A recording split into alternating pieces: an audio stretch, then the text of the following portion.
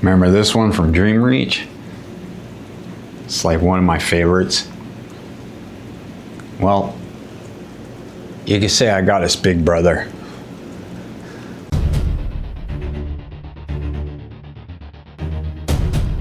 All right, how's it going? So, I've had this knife for a while. Need to get a review out on it. Comes in this box. It's from Purple Dragon. It's just a box. Anyways, the knife is this one right here. So this is from Dream Reach. We'll look at the sheath first. It's not bad. Does have some nice designing in it. It's not fully real leather. It's that composite stuff that they do. Does have good substantial belt loop though. It's double snapped, so opens pretty well. I found you don't have to open it unless you really want to front draw it. But other than that, it does the job. Whether or not it lasts, I don't know. Time would tell. This is the knife in question. So the handle, the scales are an ebony wood. It is nice. It is nice looking. You kind of feel on the back rivets back here, you can kind of feel a bump on it, especially right here. Nothing that's going to like cut you into your hands or anything like that. You do have some jibbing on the top. This really doesn't have a choil. I mean, I guess you could, but your finger's going to be on the blade. Say 9.5-inch blade. It is 4 millimeters thick, so that's not a bad thickness. This knife is not perfect. It has a little deal right there. I'll have a better image of it, where they just couldn't blend it all the way in. It is a full tang. Still need to get some wood, so because I really want to test this one out and see how it holds up. This is made out of 440c stainless. Now 440c will hold an edge really good, and it's really easy to sharpen, and it is a tough material as long as you get the heat treat right. The only problem with 440c is it will not retain its edge as long. 440b will though, and it's just as tough, but 440b will take a little bit more to sharpen.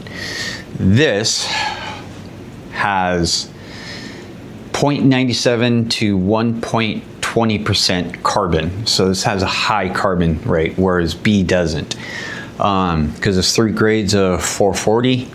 There's A, B, and C. B and C are the ones you want your knife made out of. A, I wouldn't even touch. So they make like bearings and shear blades and everything out of this. So, because it won't chip. So B won't chip neither. In fact, B will take a bend before it breaks. So those are the things you have to look at when you look at a knife. Do you want B or C when it comes to 440? But they're both pretty good. They have their pros, they have their cons. As you can tell, it's a Tonto style, and this thing's a beefy blade. The edges are a little too crisp. Again, it doesn't cut into you. I think just a slight radius on it would have been best if they'd done that. Got the Purple Dragon logo on it right there. You do have a hole for a lanyard if you're the type that needs a lanyard. Like I said, stated before, I don't need to. It's a hollow grind, not a flat grind. The ergonomics look really good. I mean, it's got a nice substantial handle to it. You can choke up on it like that.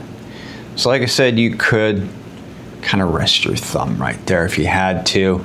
It's just you have that guard right there, but it's going to keep your hand from sliding up. You can grip it, like I said, even though it's really crisp edges, it don't dig in. But I want to see how the scales hold up for sure on this.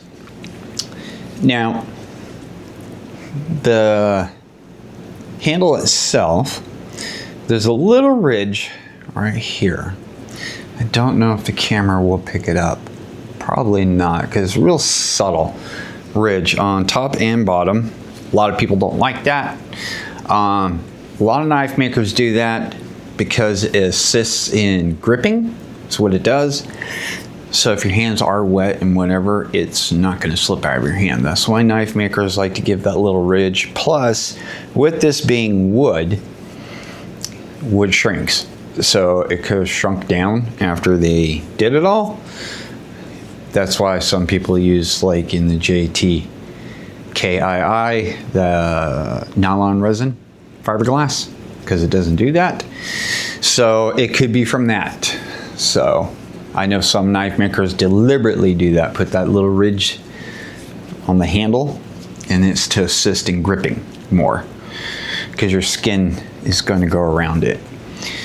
But it has a nice pommel where it's not really going to slip out of your hands. This thing is a monster, though. It's got a nice wide blade. Like I said, I want to get some wood. I haven't gone out to the reservoirs or anything to find any, so I can put this thing through its paces. If the heat treat is right, this thing should perform really, really well. Normally this runs $50, $60, but you can get it on sale for like $30, $35. So that's not bad. They always have a sale on these things. So yeah, it's a cool looking knife. It is sharp. I've done a short with this, and this thing, it zipped through a water bottle like it was nothing. And that edge is like super sharp. So like I said, you can get a really good edge on 440c. It's just not going to keep it as long. And it's due to the high carbon in it. But yeah, the other thing is when they did polish it, it's a satin finish on the blade, which is fine. But right down here, I don't know if the light will pick it up. There you go, right there. It's like highly polished, and the rest of it is satin. That's probably when they were blending, and it's on both sides. When they were blending this down in here, they hit it really well with a buffer wheel. So either they should have done it all the way through or not at all, because it looks kind of, I don't know, kind of unfinished in a bit of a way.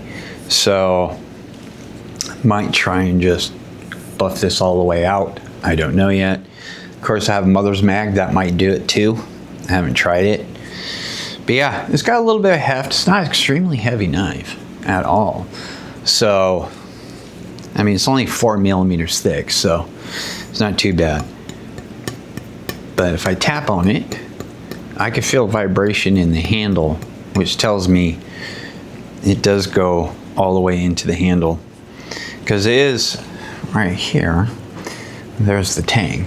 So, sometimes if you tap on the blade, you can feel the tang. That's why I want to see how well this performs, if it's going to have too much vibration in the handle.